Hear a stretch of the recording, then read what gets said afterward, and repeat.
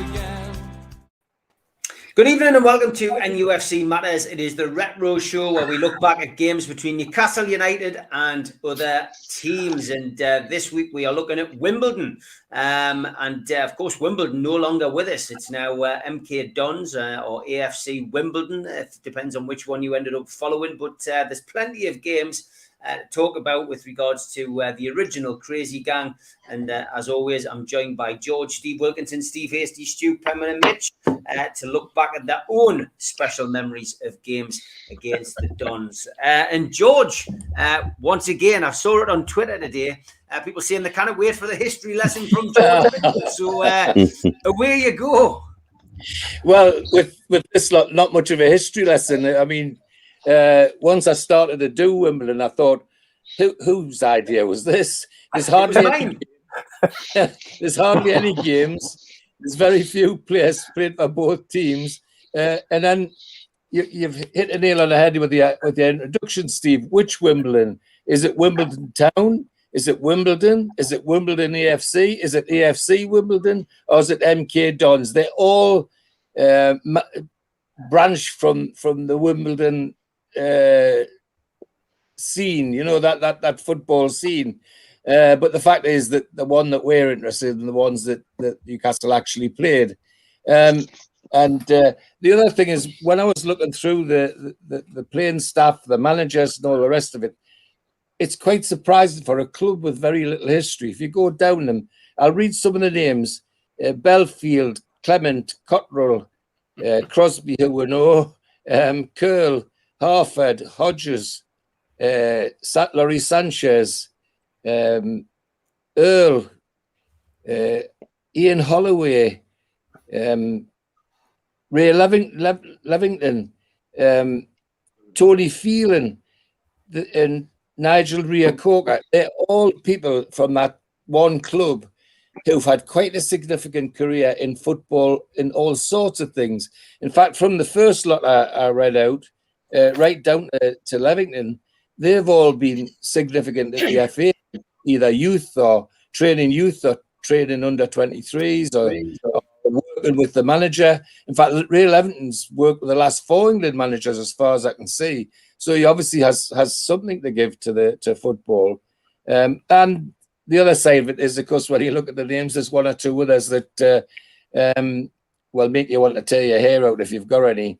I mean, the one that irritates me more than anybody is Wally Downs. I mean, he could start a fight in the phone box. I mean, I don't know any other trainer, stroke manager that's been involved in fisticuffs on the touchline as much as Wally Downs has. And then, of course, taking it to the rest, of course, you have the Crazy Gang that moved on, the Dennis Wise and Joe Kinnear, who again, we have reason to remember for a while. So it was an interesting start from, as I say, from a club that has very, very little history.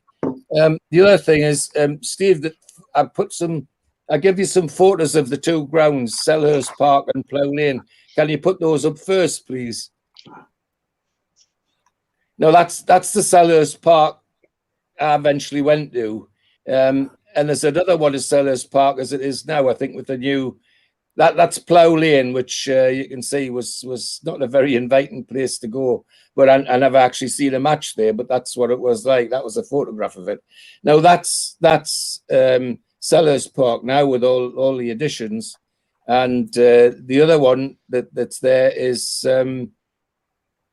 should be the new Plough Lane. Oh, I didn't get that one. I only got 3 pictures of football stadiums.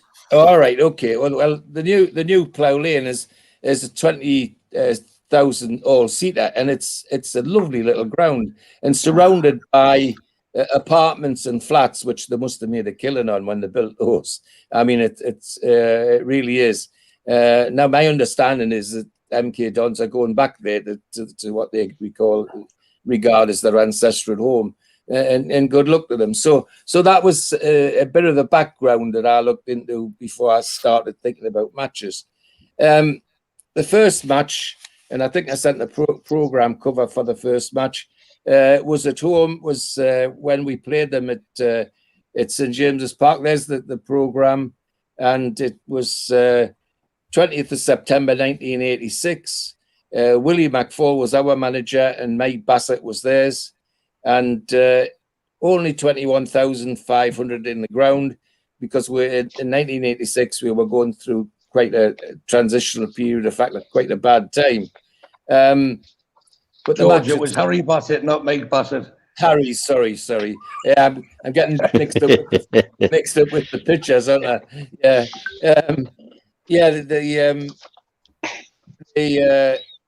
The game was as you'd expect. It was dull as dishwater, and the only person that was lighting the game up, of course, was Paul Gascoigne. And Gaza did lots of mazy runs, and at the eventually in the middle of the second half scored the only goal of the game for us to win 1-0.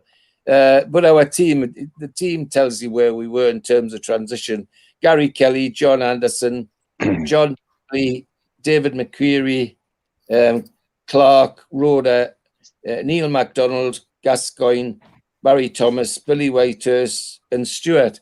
Now, some of those names people I suspect might not even remember now. It was, as I say, not the best football game. Because Wimbledon had lots of names in that people will remember. Dave Besant in goal, Smith at right back. Winterburn, the great Arsenal favourite, ended up with Nigel Winterburn as left back. Morris Sanchez at back. Wise on the left side of midfield. Then Hodges, who eventually came to us for a couple of months. I don't know what that was all about, but then right down the forward line, of course, which was led by John Fashanu, and on the wing was Alan Cork, quite a reputable player.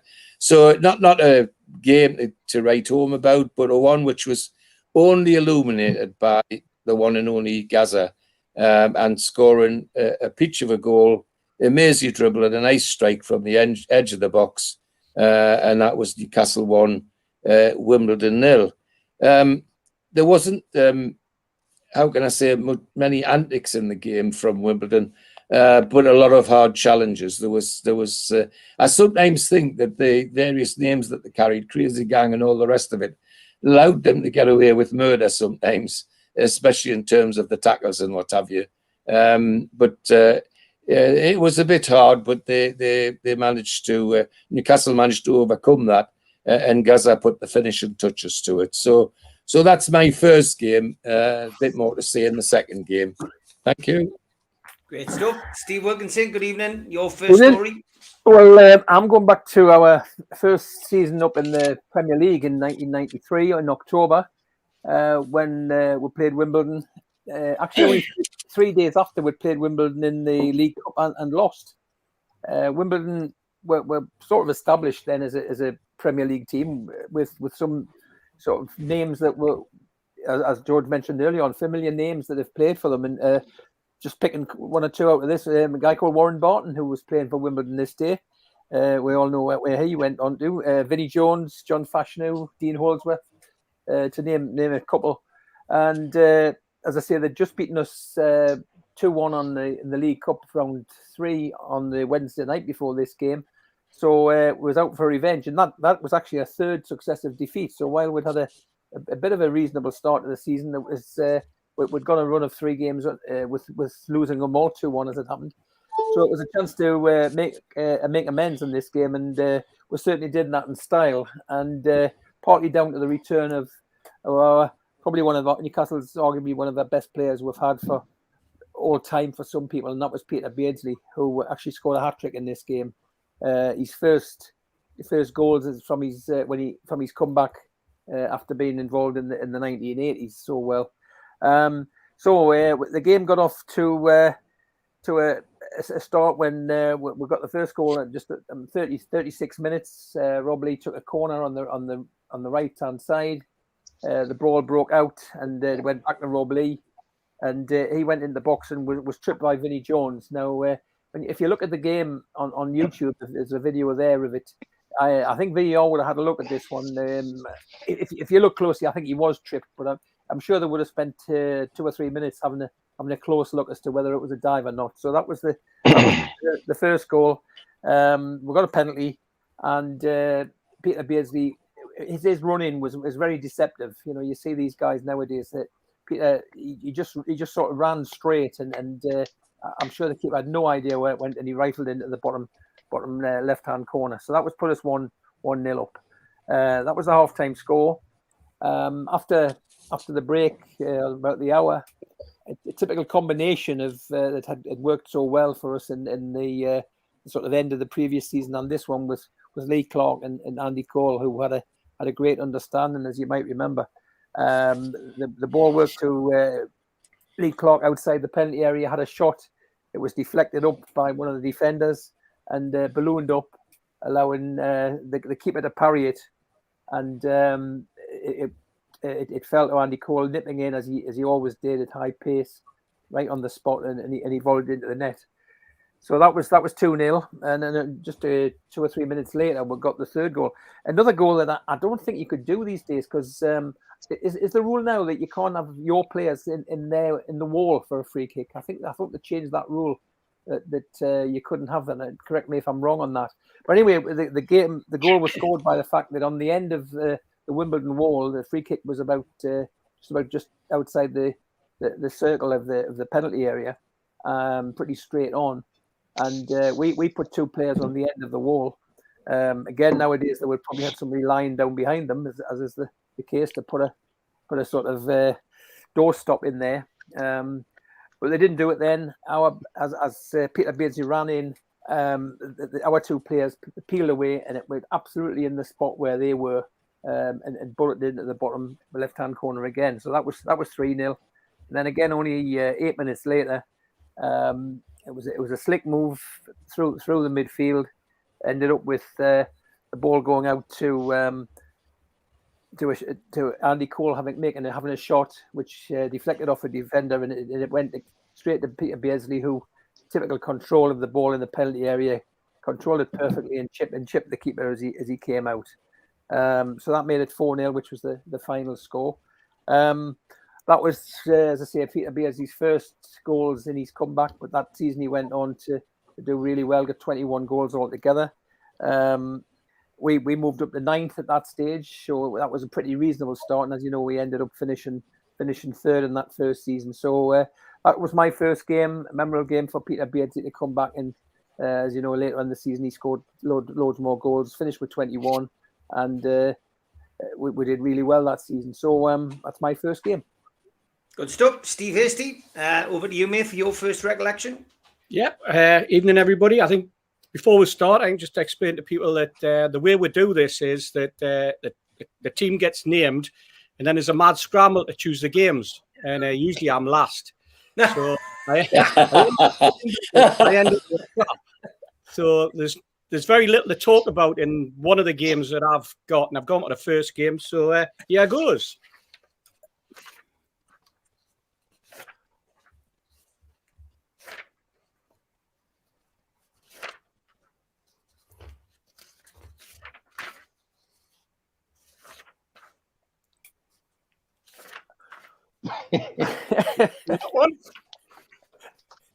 Grab a ball.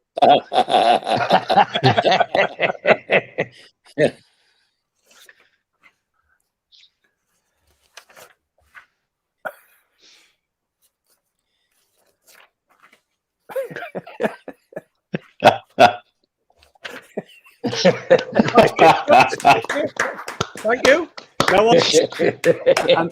And for those watching in black and white. Actually, Steve, I think I sent you a picture of the Vinnie Jones ball grab in my pictures, Steve. Yeah, there it is. Very good, very good. I mean, Steve, I know exactly what you mean. I think and the Subbuteo one, figure. Yeah, that's the one. Excellent. Good stuff. Yeah, a little tribute there to Bob Dylan from Steve Hasty as well. That's right. Yeah. Absolutely.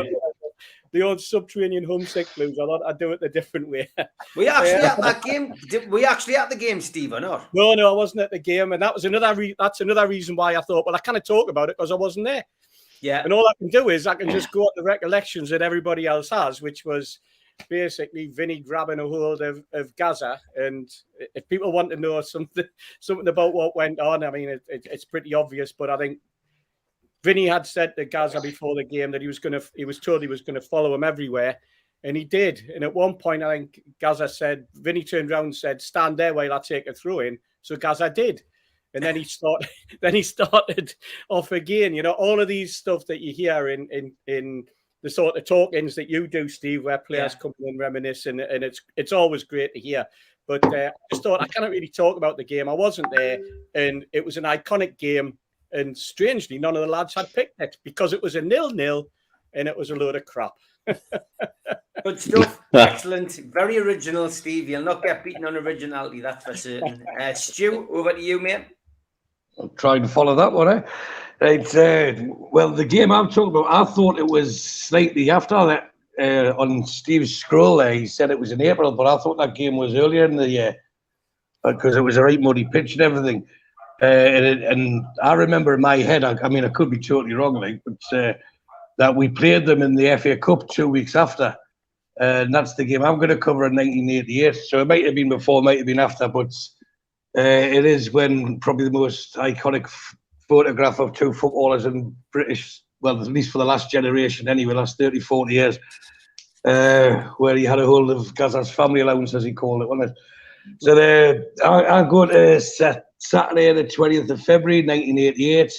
We're playing Wimbledon in the FA Cup, and it was definitely going to be our year. We thought it. We're on a decent run in the league, and Gaza, he was the talk of not just the town, he was the talk of the whole country, the most promising youngster for a long, long time, and probably the best one ever since then as well. And since the turn of the year, January the 1st, we had played 7 games and Gaza had scored 7 goals in them. So it was that we thought, right, we'll beat Crystal Palace in the 3rd round. Gaza had scored one of the wonder goals. Mitch had covered in an earlier retro show, I believe, the Crystal Palace, the Gaza one, he knocked it in the top corner. And then we stuffed Swindon 5-0. And then we got another home draw. And you're thinking, well, that's it. Wimbledon, you know, we're better than them, or as we thought. And the game kicked off. The crazy gang turned up, and not for the first time they decided to play party poopers.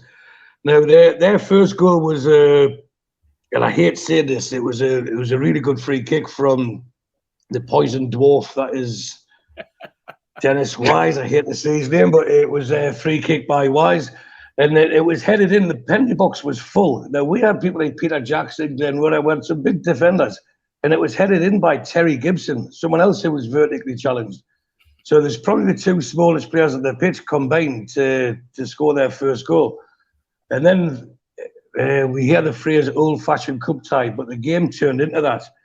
Now, the crowd that day was just under 29,000, and that was our biggest crowd of the season. And that's because what's now known as the Milburn stand was getting built, but there was still some people sitting in it. Well, I don't know if they were workmen or they shouldn't have been there, but I can remember there's people sitting in it. And I also remember, with the help of my good friend, the Heed, there was 93 Wimbledon fans travelled up, because we counted them. 93 of them. You know, so we thought, well, look, the Gallagher was packed, the seats were packed. There wasn't a spare place in the ground. So we're thinking, right, we're going to beat these. We're 1-0 down. Good old-fashioned cup game. We had plenty of chances. Paul Goddard probably had the best one, but it's flicked through to him, and he definitely knocked it in the. That was a later game. That wasn't the quarter of the 5th round. But it was like I think that might have been about 1990, if I remember right. That one. I'm sure that's the FA Cup game, like. Yeah, that's a cup match. Because that was the way that the stand was, and that's where the if you remember, they used to get changed at the Leazes end, and they went down to those porter cabins at the bottom. There's more than 93 there. Well, that might not have been the Wimbledon fans up above. I think that was the Newcastle fans. I think to the left was where the Wimbledon fans quite were. possibly, because we counted 93 of them. But I thought they wore blue that day, you know. I'm probably losing the plot or too much of this Ribena as this year.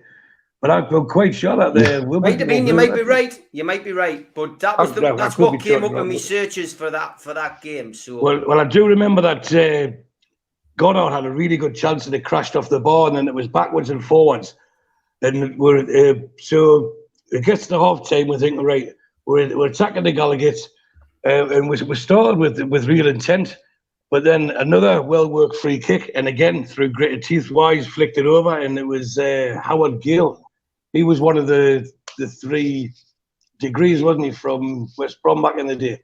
Yeah. I think so. Him, Laurie Cunningham and Regis. But anyway, he's the one that knocked it in with a header with 2 down. You think, well, that's it. But as usual, if for those who used to go to the games in those days, there used to always be a roar once we conceded a goal. You know, we'd have a moan, and then it would be a big roar from the pit of your stomach just to try and cheer the lads on. And as soon as we kicked off, we attacked their goal, and we managed to win a corner. And from the corner, it bounced over. Goddard was at the back post, and he headed it back across. And Spotty McDonald knocked it in with his head, and that made it 2-1. So we're thinking, right, we're in with a shout here, like. And again, we kept pushing, and then that's when Fashanu scored the winner. It was probably one of the most played goals, probably because it was against Newcastle in the FA Cup as well, like. But it was played quite a lot on the BBC at the time. Where I still think he hit off his shin, but he lobbed the keeper from just outside the box. It was about 5 minutes to the end, and then that was it. We were done. And they went on to win the cup that year. So at least we could say we got beats off the champions, of the cup winners. But I think for the crowd and those who weren't at the ground, we thought we were going to win the game. I'm sure that's the game, you know. Well, there we go. There's Vinny looking in to the left. No, Vinny wasn't playing then. Vinny was later. Well, that's Vinny on the left. He played in the FA Cup final.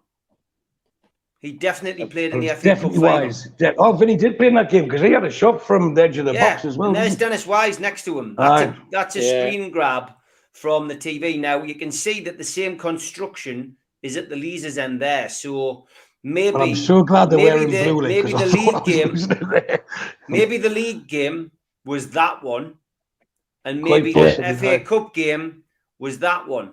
Yeah. I think that was the FA Cup, because if you look at the other one again, Steve, if you look where the benches were below the boxes, there was space there, but there's gaps there. It was rammed. The whole ground was rammed.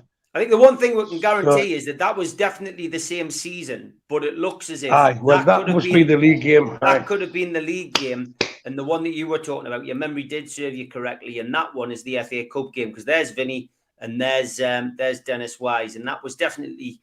I've got to be honest. I think it rings right in my mind that they wore the blue. I think you're right. Because it was a goal. Fashanu scored. He had the blue top on, didn't he, when he lobbed the keeper? Yeah. And as you see, I remember Terry Gibson scoring that goal. That's the game, of course, that I mentioned, I'm sure, on an earlier retro show where I'd queued up outside St James's Park because I'd missed out on getting me tickets for this particular game. And I bunked off school and queued up to get the tickets. And I think there was 100 tickets left for the Wimbledon game. And I joined the queue on Barrack Road, and I was about 50th in the queue. And the gates were opened at 9. We all surged forward, and I ended up getting pushed. I was a school kid at the end of the day. I got pushed and moved out of the queue and pushed back a little bit. But I ended up, there was two windows open at the box office. And of course, those of you remember, you used to go in the Barrack Road end through the gates. You would come to where the supporter shop was, the supporters club, and the little porter box cabin, office used to be the porter cabin on the right hand side. Yeah, and I ended up with the window. And as I went to the window, I said, "Can I have a ticket for the Wimbledon game? Juvenile ticket for the Wimbledon game?" And they went, "You're in the wrong queue." And I'd been pushed out. And typical Newcastle disorganisation. They decided to sell tickets for an away game. On the same day that they were selling tickets for that. And I ended up in the wrong queue. So I was standing at the turnstile, I was crying, nobody was going to let us in. I was gutted because all my mates had got tickets and I hadn't, and I'd bunked off school to go and get this ticket. And that was where I rang Gaza. That's when I was told Gaza's number was in the phone book. And basically, I rang up Paul Gascoigne, rang his number, and he, and there was 3 Gascoignes in Dunstan in the phone book. One was John Paul Gascoigne. and there was a Paul John Gascoigne, and I can't remember what the other name was. And I rang the first one, it was a wrong number. I rang the second one, and it was his dad, John, who answered the phone. And basically, I said, "Can I speak to Paul, please?" And Paul came on the phone, and then I just ran the story off what had happened. I must have been speaking at 100 miles an hour. And he says, okay. He says, well, look, I'll meet you at the ground. He says, get to the ground for 1 o'clock on Saturday. And he says, I'll see you there and I'll sort your ticket out. And that day I was standing up by the club shop as instructed. And there was about 5 or 6 other lads standing there at the same time. Gaza turned up in his car. By this time he was driving, and he'd pulled up, parked up, got out of his car, and he basically had a list of names, and he went, such and such, such and such, such and such, Steve, and basically handed over a ticket. So I got my ticket off Gaza for that game. Didn't know him, hadn't got a clue who he was, but it's a great little story about Gaza, because he gets a lot of criticism. He gets a lot of criticism, but to actually go very generous man. Go to the bother of doing that was fantastic. To a generous to a fault, Stu. Oh, yeah, 100%. I mean, the good thing is, of all the miscommunication, I haven't lost my mind, so I can get back on the right vina. Get back on the right vina. Get ready for your second game, mate. Get ready for your second game. All right, then, Mitch, over to you. I picked 2, which both have a story connected with my mate Tim, who I've mentioned before. And I guess if you were to sum the 2 games up, you could say it was the best of times and it was the worst of times. And I'll start with the worst of times. It was 12th of February 94 at Selhurst Park, where Wimbledon were currently playing. And it was a day that started off really well and then turned into a big steaming pile of whatever. A bit like the day, really. And so, we managed to find a way around. At the time, the various police forces, in particular South Yorkshire, were very keen to stop alcohol going on travelling buses. And we managed to find a little way around it. The university ran what they called the Sports Society bus. And they used to run a bus to London every week for anybody who was going to a game in London. And so it was a mixed bus with anybody who was based in Newcastle at the university. So if Arsenal were playing at home, you'd have a few Arsenal fans on, etc., etc. So there was a group who managed to get onto that bus, and it meant you could, because it wasn't a football bus per se, it was a university society bus, you could take as much drink on it as you liked. So that's indeed what we did. So we get down there, get to the central drop-off point, quick train to Selhurst Park to catch up with everybody else. Little group we were. And by that time, we were getting news off the radio that the team was a bit of an odd one. We'd had a bit of a shitty run over Christmas and the New Year. Injuries were hitting hard. We had Hooper in goal. We were missing centre-backs. The only recognised centre-back in the team was Steve Howie. And we didn't have Andy Cole either. What we did have was Rule Fox making his debut, but it seemed like it was a team of midgets against a team of giants, and it was going to be a difficult one.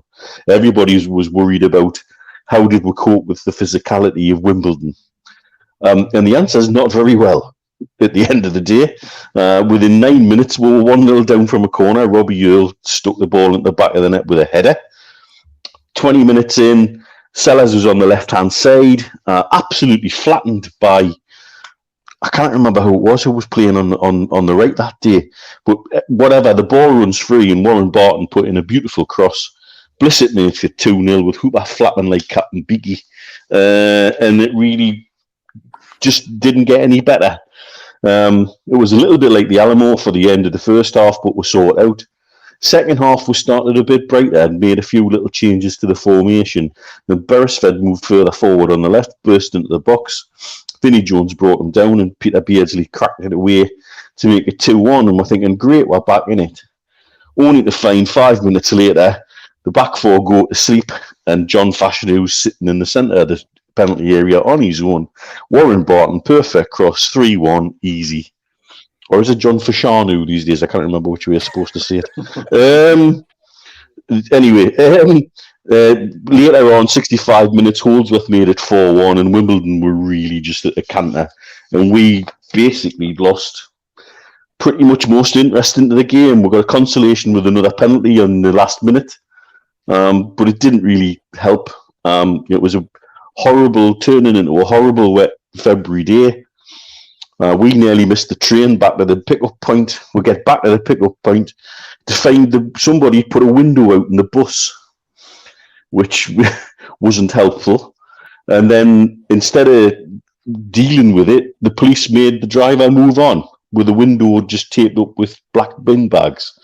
And as you can imagine, driving north on a cold February day, that bus suddenly started to get exceptionally cold, to the point where it was like ice station zero by the time we were at the first services we got to.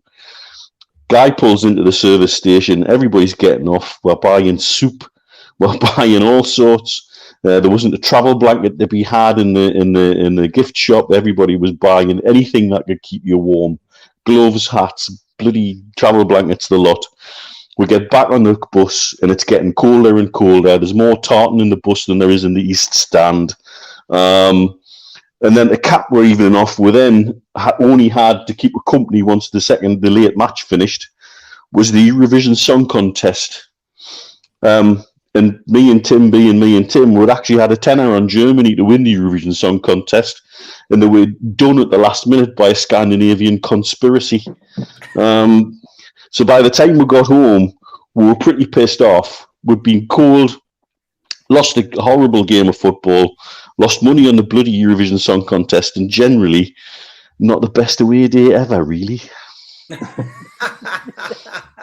That's what makes this show special. It's not about the glory days. It's about the good old days. It's about the shitty times, yes.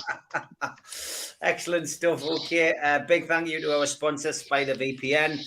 Google Spider VPN. They come up at the top of your search list for all your internet protection. They are the boys to trust that will protect your passwords, your photographs, and everything on your computer. They are the boys to trust. And skipsandbins.com, thanks very much again to you. Telephone 0800 25 45 25 3. Email inquiries at skipsandbins.com. Website www.skipsandbins.com. Easy, contract free, and pay as you go waste collection. And thanks to L&G Family Funeral Directors 0191 389 7245.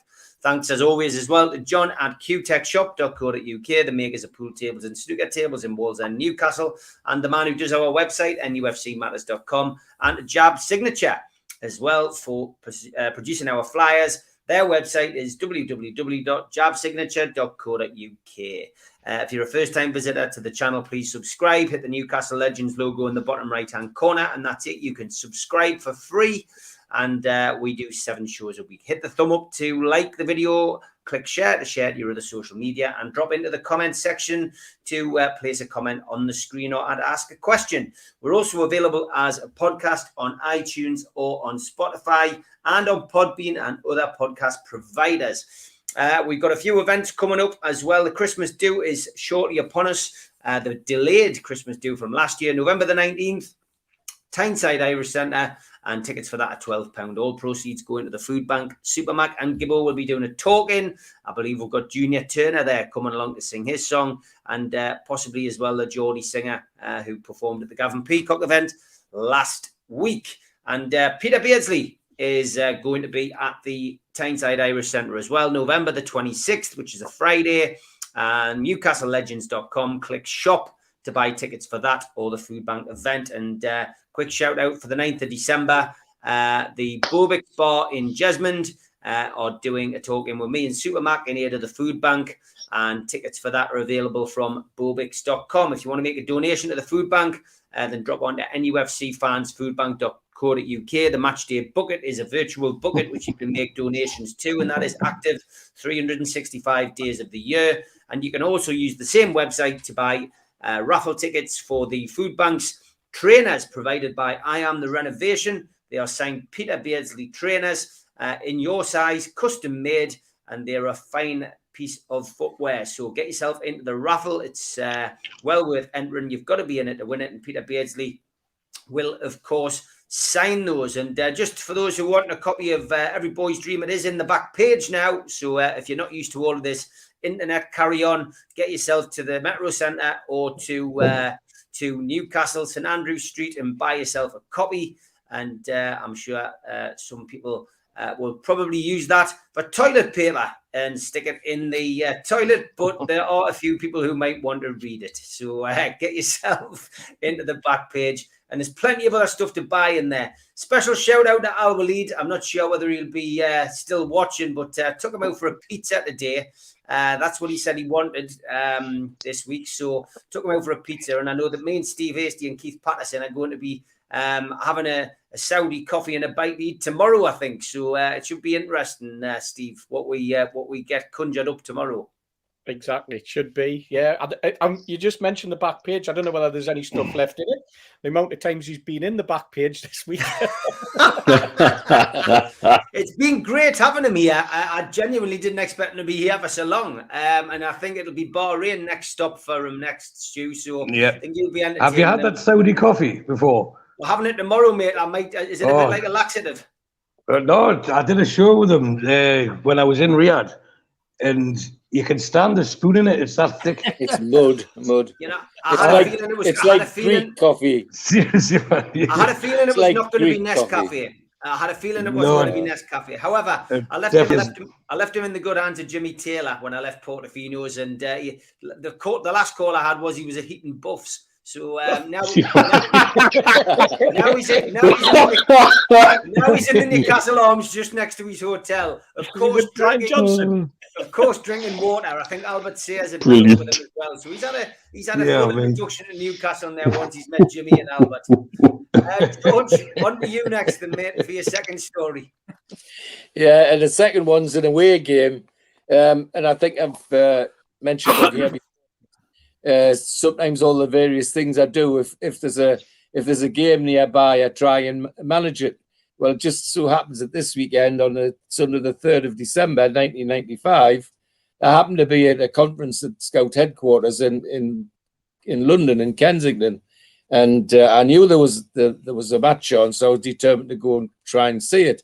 So I took me match gear in my bag and swapped it just after lunch at Scout headquarters.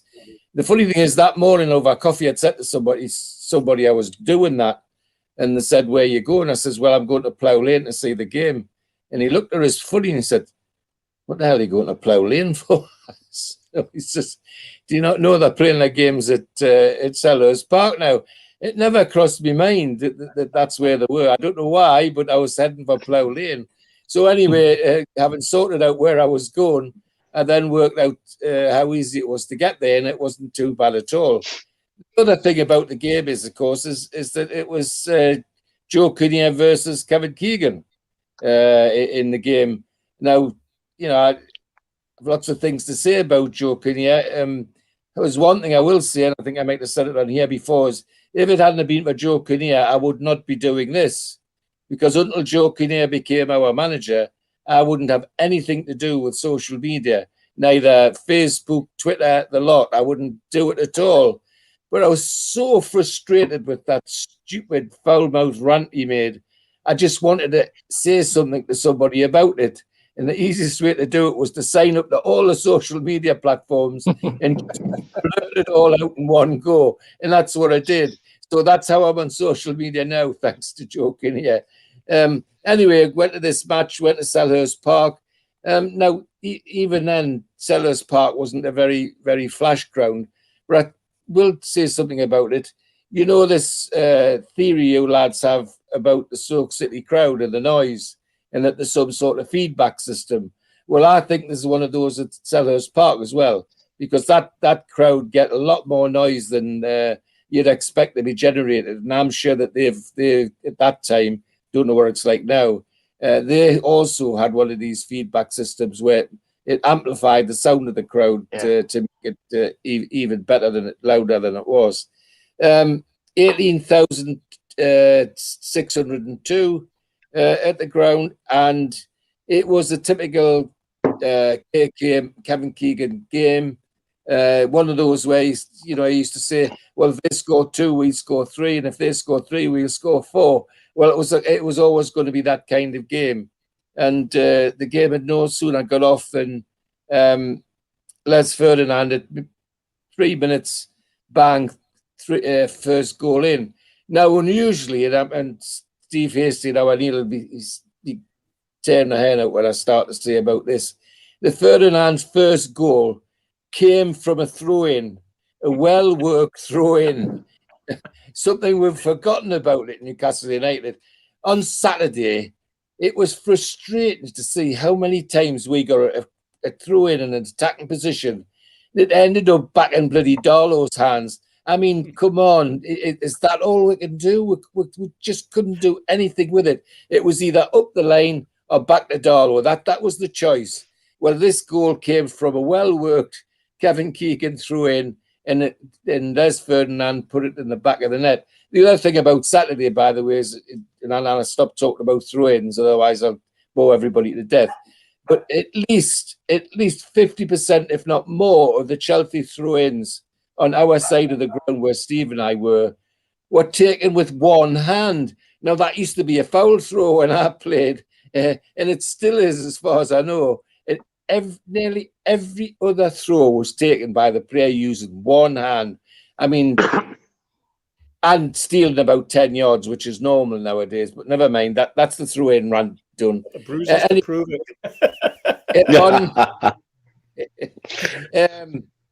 So we get to 18 minutes, and Holdsworth, who was a player I quite liked, actually, leveled things up. He did a good, neat passing move with Earl and the Danish player Leonardson, and it was in the back of the net before Shaka Hesler could move. 21 minutes, and Les Ferdinand's back again. Absolute brilliant header from a corner.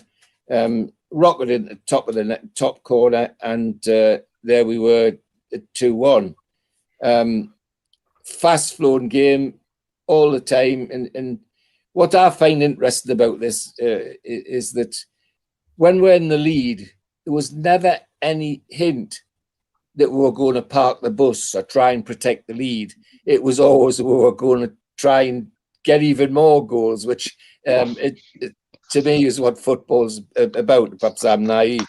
Anyway, 29 minutes, and then Akuku makes it 2-2, and then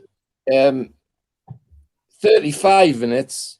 Now, I'd say this was Les Ferdinand's hat-trick, but it wasn't. It was giving us an own goal off Cunningham. It apparently hit him on the way in, but for me it was a Les Ferdinand shot, and he should have had the hat-trick.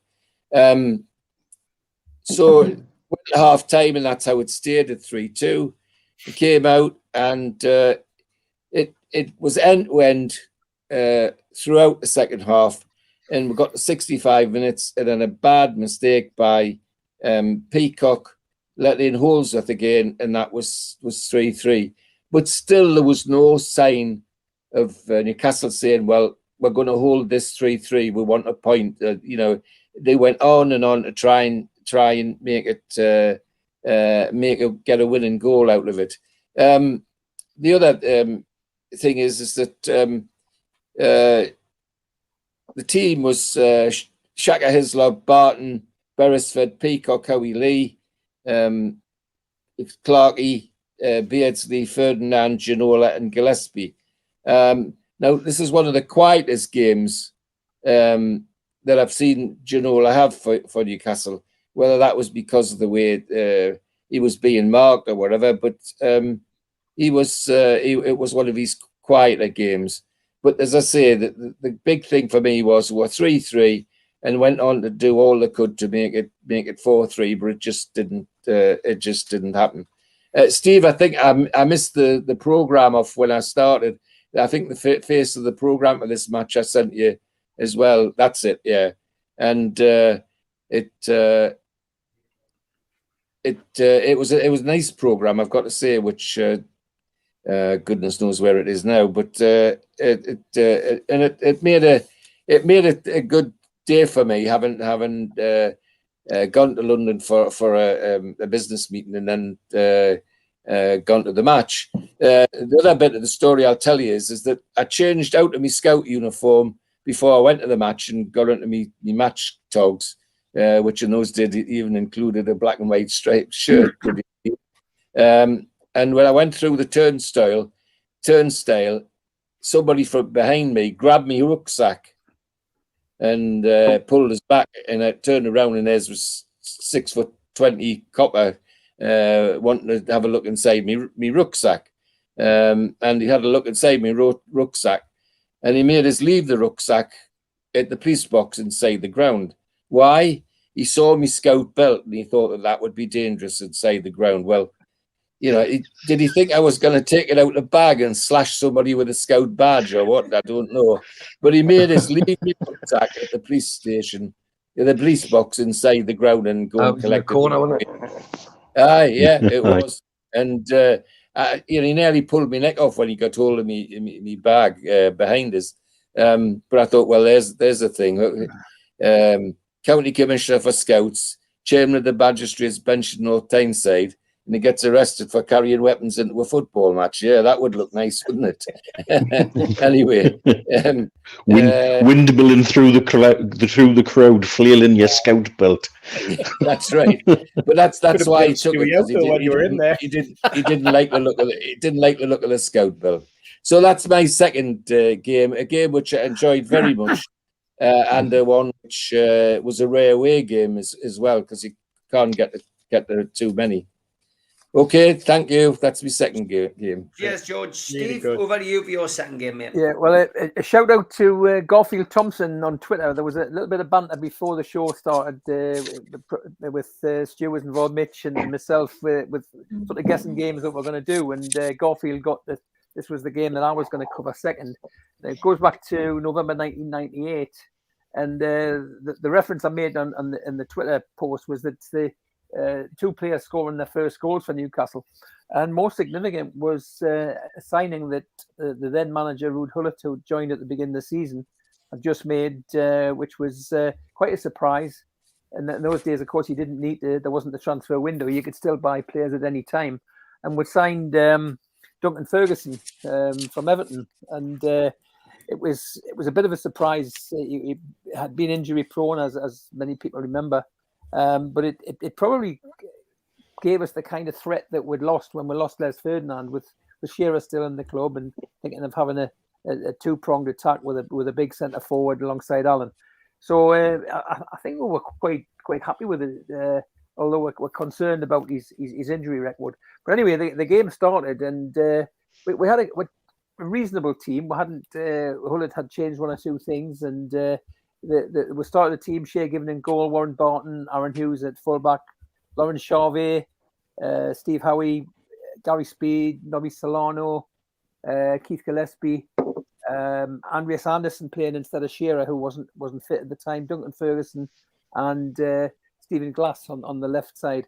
So not a bad team, but we had a mixed start to the season, and we're around about mid-table. But we're thinking that this signing might make things improve a bit. So we started the game with a bit of a mix-up. After about half an hour or so, Wimbledon took the lead, and it was an uncharacteristic defensive mix-up. Shea Given and receiving a back pass, kicked it out, and it fell to Gary Speed, who passed it back. And I think it was Steve Howie was passing back to, but he mispaced the pass, and it went to Marcus Gale, who skipped past Howie and banged the ball in the net as Shea Given came out. So Wimbledon were 1-up. But fortunately, within 5 minutes, we got back into the game, and it was a typical sort of surgeon run that we might remember from Keith Gillespie. He's bombing down the right wing, ball into close control, got right to the byline, clipped a beautiful cross over to the back post. Duncan Ferguson was there, but it went over his head. But right coming in behind him was Nobby Solano, who took it down on his chest and then hit it on the half volley into the other side of the net. So that was level game at half time.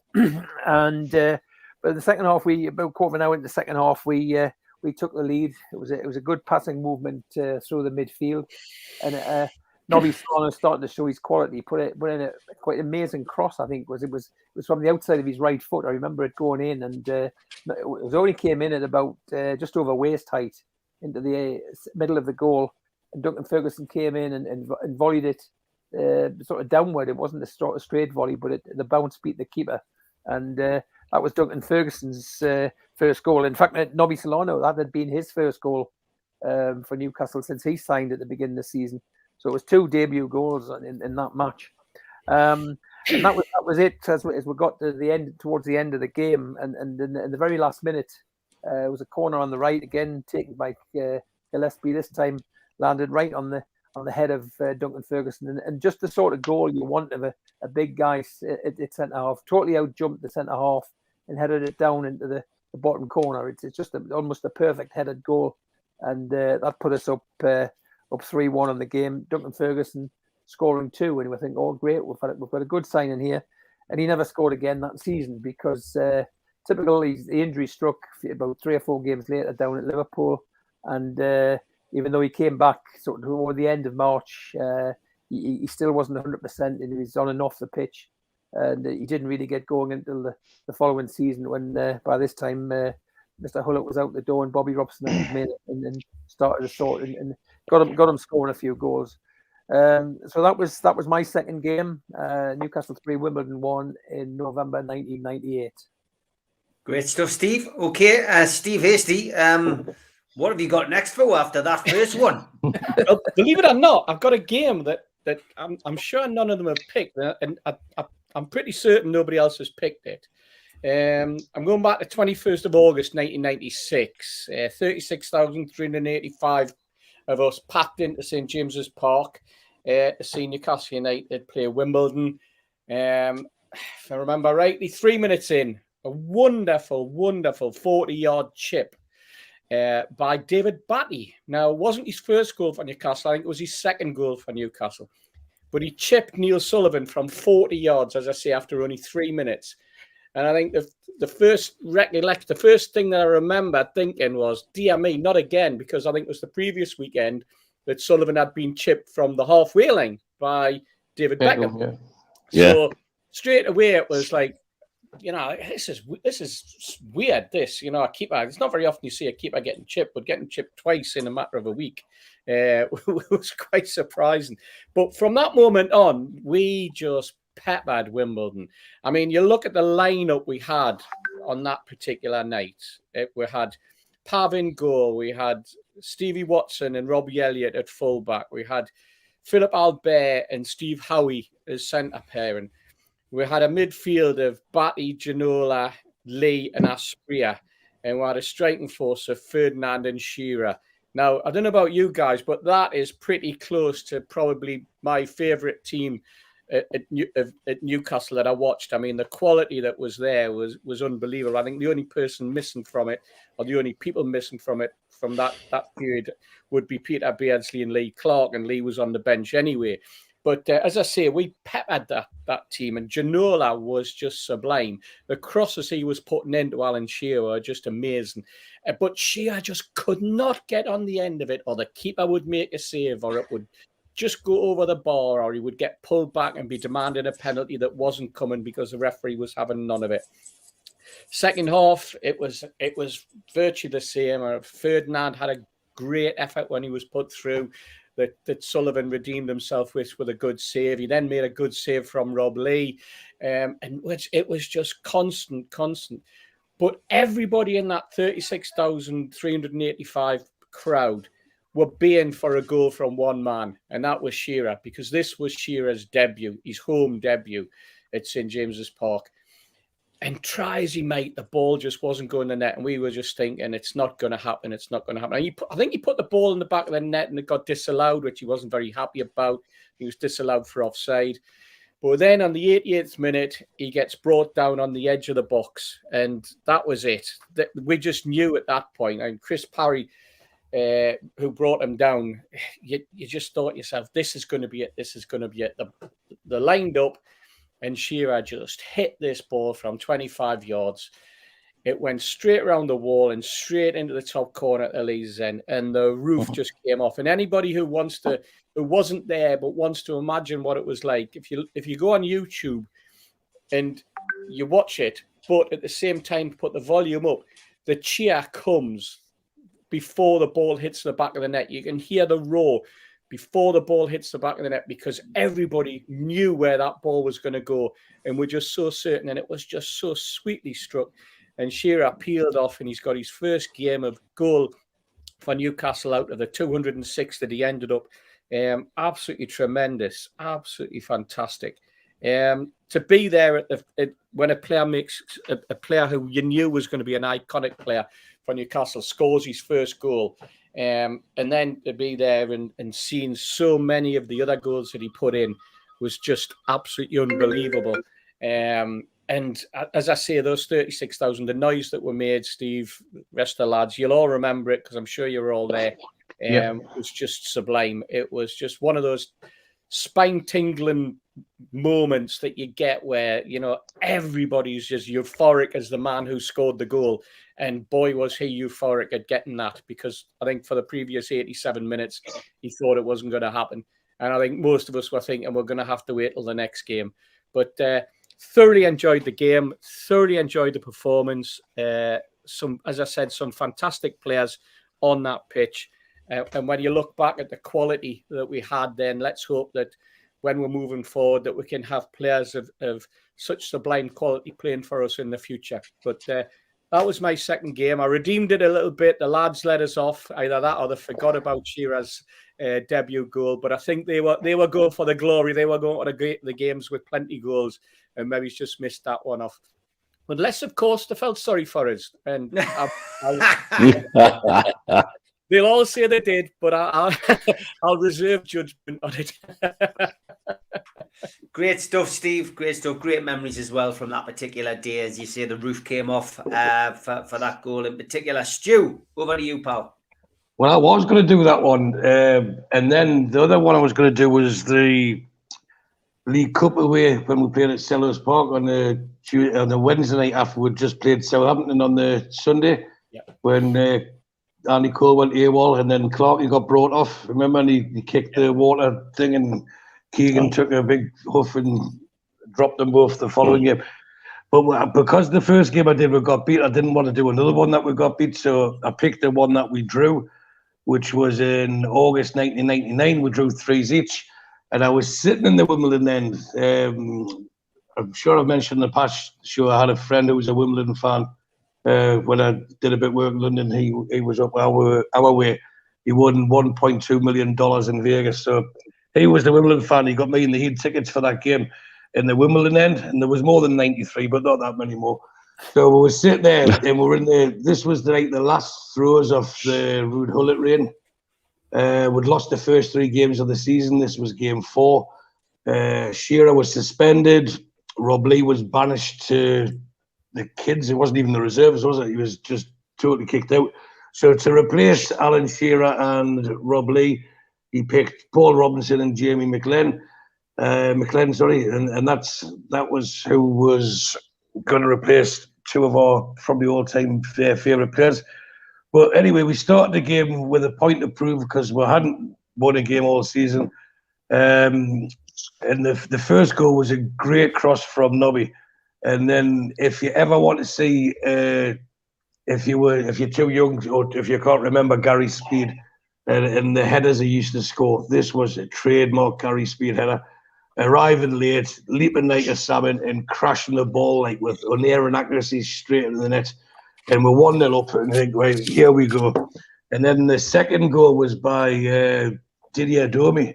He played a 1-2 and the weight of the pass by Nobby again made the goal, and Domi just got in front of the defender and put it into the bottom left corner of the Leazes end. So we're 2-0 up, easy street, and it was seriously it was a case. The sun was shining. It was a case of how many maybe we are getting Ruud's sexy football. A year late, but maybe we were going to get it. And then they scored just before half time. I can't remember his name who scored it. Michael Hughes, and he was small as well. So I don't know what it was with small Wimbledon players scoring against us, and I'm waiting for some jokes about Wombos or something. But he really was another small, but he wasn't ahead of this one. He just it was a crossover and he swept it at the back post. But straight from the kickoff, straight after half time, we got, and to this day, even now with VAR, was never a penalty. But we're getting given a penalty. The kid's fire with the defender behind his back, and he's looked across it, and it's the guy's got his arms between his at his side, and it bounced off his arm. We've appealed for a penalty. The ref was very kind enough to give us it. Nobby slots it home, and you think, right, 3-1, bets up, here we go. And then they bring on a defender he was, but he wasn't really renowned for his goal scoring. A guy who's done quite well in management in the lower leagues, Gareth Ainsworth. They bring him on as a sub, and he scored again with I think his first one was a header anyway. But the second goal was an injury time. We thought we won. In my head, we'd won. I think everyone else have thought we'd won. Even the Wimbledon fans I'm sitting with said, at least we got one back. It looks all right. And then he received the ball on the left-hand side of the box, and he just seemed to not go past them, the defenders, because the first goal was a mess up between Goma and Marcelino. But this one, he went past the right back, past the centre back, but just ran past them. He didn't actually run past them towards the goal, just vertically with them, until he found a space and just knocked at the bottom corner. It was like the 95th minute or something. So that put a dampener on it. Tony was very buoyant, until we got him back to the King's Court, or the Flying Bar Stool as it used to be called. And he had to pipe down a bit from his we're only little Wimbledon, we're just thrown against the mighty Newcastle. But it was good fun. So 3s each, and then you think, right, okay, we deserve to win, we should have won. We've got a game at home in 4 days' time. It's a derby game, it's against the Mackhams. Big Al will be back from suspension. Duncan Ferguson's going to be back from his injury. What could possibly go wrong? I think we all know the answer to that one, but at least they got rid of Ruud Gullit that day. So that was my second game. Great stuff, mate. Okay, Mitch, finishing off with you. Yeah, and my game, in contrast to the other one, would be considered the best of times.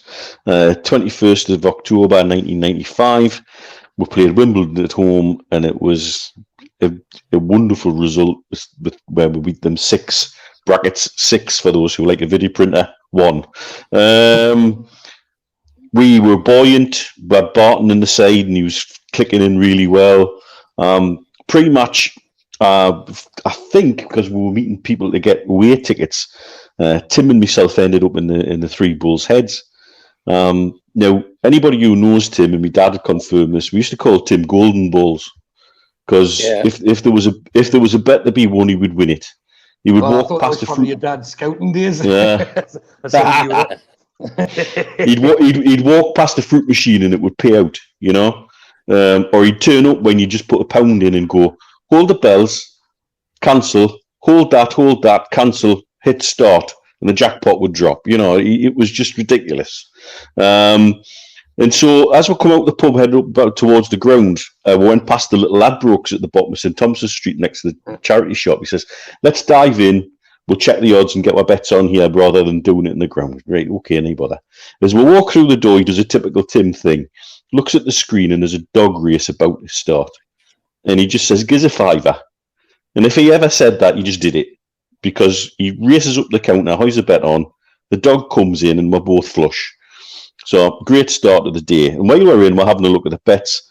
And I think it's probably the pre-match alcohol. However, we could see on the correct score betting, 6-1. And it was 125 to 1, something like that. Because I was flush, I had a £5 on it. Daft £5. And off the ground we go. Didn't think anything of it after that. The game itself started off really crappy. About first half hour was really scrappy, bit of a nothing game. And then 31 minutes, the game came to life. We got a corner, it was cleared out. The centre-back stayed up. Barton put a beautiful cross in, and Howie headed into the top corner, 1-0. Great. Then Ginola decided it was time for him to wake up. About 5 minutes later, he turns the right back inside out. Perfect cross. 2-0, Les Ferdinand. Then it was Gillespie's turn to turn it on, and just before half-time, cross from the right-hand side, and there's Ferdinand again, stooping low, and the ball goes into the net. Second half starts, and about 55 minutes in, their keeper comes out of the box and goes on a rash sliding challenge. I forget who it was who he brought down, but basically ended in a red card for a keeper. They had already used all their subs, and they didn't have a keeper on the bench anyway. So up steps Vinnie Jones to take the gloves, to much mirth in the Gallagher end in particular. And to be fair, the lad did really, really well. And I think he went up in everybody's estimation that day. Because not only did he chuck himself into the fray, the first thing he did was making a ridiculous double save. You know, and he got as much cheer from us as he did from his own fans. But then 59 minutes, Lee Clark, he hit a strike that I don't care which keeper was in goal, they wouldn't have stopped it. Into the top corner, 4-out. Then straight from the kickoff, they end up at the other end, and Gale manages to pull one back. It goes to 4-1. And I'm still not thinking anything of it, really. I didn't have a regular bet like Stu did. I was never really thinking about how the betting was going. And then on 63 minutes, Ferdinand got another one to make it 5. And Tim just turns around and says, "Hey, your bet's on here." And I genuinely forgot about it, really. And then I looked and I said, "Look, they've got 10 men. And there's still nearly half an hour to go, man. This isn't coming in. This is going to be 7 or 8. But it wasn't to be the case. And then by that time, the people around were, and some of the lads sitting with were, had heard the discussion, and they're like, "You've got to bet on 6-1. He's got to bet on 6-1. He's got to bet on 6-1. So, of course, nothing happens until the 84th minute, and Albert makes it 6-1, and that's it. There's a whole section of bar 1892 whistling for full time. Because this lad's got a bet on. And that was the longest. I think there was about 4 minutes injury time as well. It was the longest bloody 15 minutes of me bloody life, I reckon, waiting for this bet to come in, because I was convinced they were going to score again. But final whistle goes, and quite a few pounds to the good, and we had a good evening was had by all, and a good day was had by all. So very much the best of times. Great stuff, some great recollections. And just a special mention, of course, to Mirandina, who in a fixture against Wimbledon, I think kicked Dave Besson up the backside. Yeah. That might have been that league game, Stu, but it was another memory that stands out from some good fixtures. You see, I told you it would be easy, lads. We've gone into extra time again. I knew this one would be better than you thought. But yeah, great stuff, some great stories. And as always, we always finish off the Retro Show with a few teasers for the lads to see whether I can catch them out or to see whether they can get a full house. And we start tonight, I think, with probably the hardest celebrities that I've ever had to try and find. And I was struggling, lads. So if I was struggling to find celebrities, then I know for a fact that you will probably struggle with some of these faces. But I'll start with the harder ones and progress to the slightly easier ones. So here's the first ones. The Wombles, I mentioned them. Bulgaria. Moment you there. Uncle Bulgaria. In the middle there. Yeah. Or do we have to name them? Of course, you get a point for each. Oh God.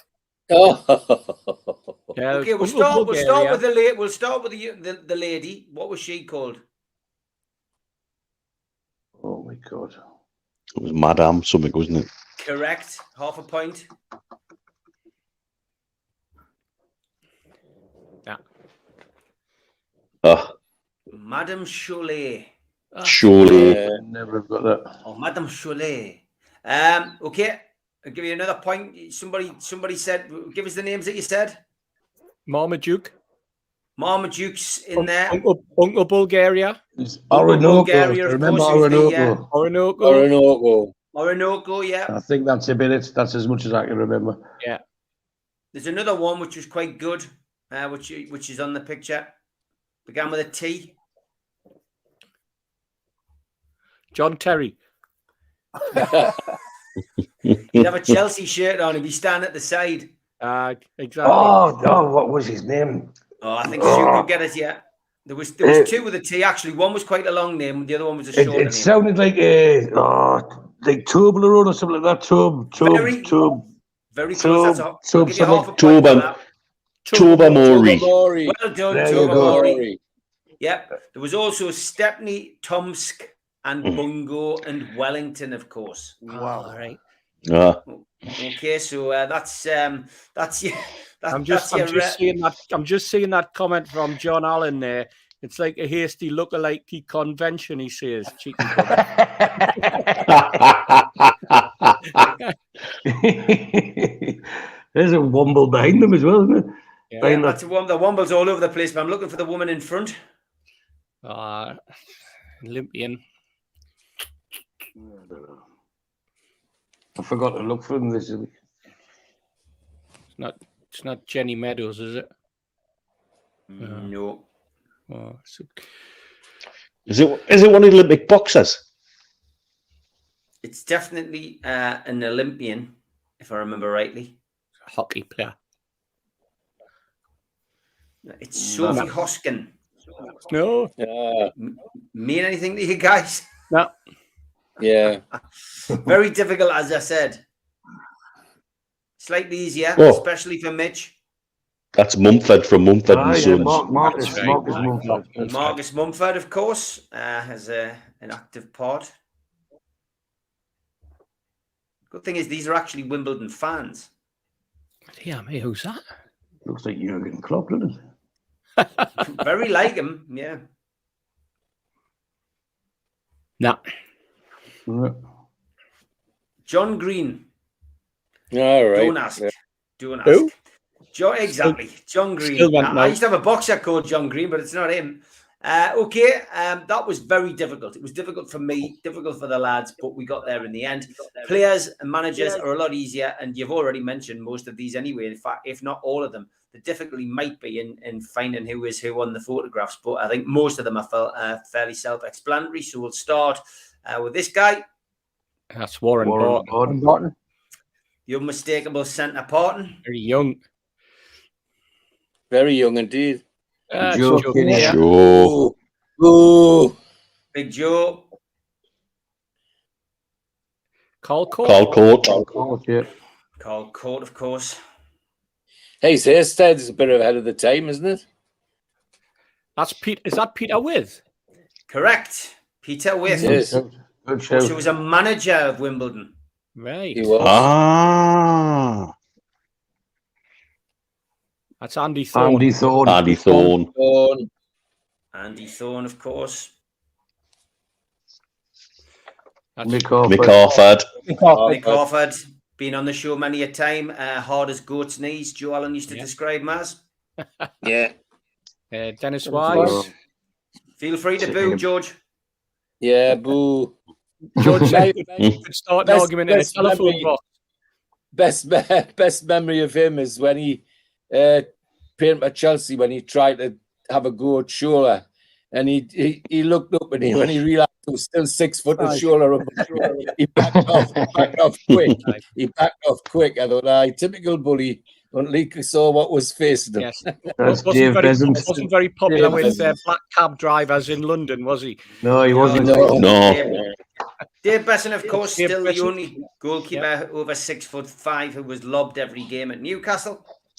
Mhm. That's Paul Robinson. Paul Robinson. Paul Robinson. As mentioned. Paul Robinson, of course. And the last one, Is that Glyn Hodges? it is Glenn Hodges. Yeah. Wow. Good stuff. It's a wonder anybody got him because he was here that he was Well, here a month for or something, 80 plus days, as we said. So, okay, Blinking, you miss him. Steve, did you do a team? I did do a team, aye. Well, we'll come to you Yes. first because you're feeling hard done by. Thanks very much. I put Besant in goal, and I had a back three of Harford, Thorne. Mind, we had to use AFC Wimbledon and Milton Keynes Don players here. Andy Thorne in Tavernier, now at Glasgow Rangers. He was on loan there. Midfielder Dennis Wise, Diddy Hammond, because he was on loan. Hodges and Townsend. And up front, I had Carl Court, Harford, and Robinson. And I went for Joe out of sentimental reasons, obviously. Plus, he did drink in the Tyneside Irish Centre now and again. Good stuff. Okay, Stu, we'll go with you, mate. Dave Besant in goal, back three of Barton, Tavernier, and Andy Thorne. Dennis Wise, Haman, and Hodges in midfield with Alan Smith just in front of them. and then Carl Court, Mickey Bridges, and Mick Harford up front. And I wasn't too keen of putting Joe Kinnear as the manager, so I did Haman as a player coach because that's what he was when he went there. Okay, Mitch. I went Besant goal, same back three of Barton, Thorne, and Tavernier. Haman sitting in front of the back three. Then a midfield four: Paul Robinson, Glenn Hodges, Alan Smith, and Andros Townsend, who was on loan at Wimbledon, I believe. Carl Court and Mick Harford up front, and you have to go with Joe Kinnear just for comedy value. You do, yeah, you do. Steve Wilkinson. Very similar to what we've got. Dave Besson, back three, James Tavernier, Andy Thorne, Warren Barton, middle four, Andros Townsend, Glenn Hodges, Stiddy Haman, Alan Smith. Up front, Michael Bridges, Mick Harford, and Carl Court. And for the same reasons as others, I couldn't pick Joe Kinnear, so I'll go Peter With, manager. Okay, fantastic. George. Very similar. Dave Besant, Warren Barton, James Tavernier, Alan Smith, Andy Thorne, Dennis Wise, Lewis Guy, who I thought was a player we let go we shouldn't have done. It was, let's see, 9 was Carl Court, 10, Paul Robinson, and 8 was Michael Bridges. And like others, I used players from MK Dons as well to make up the 11.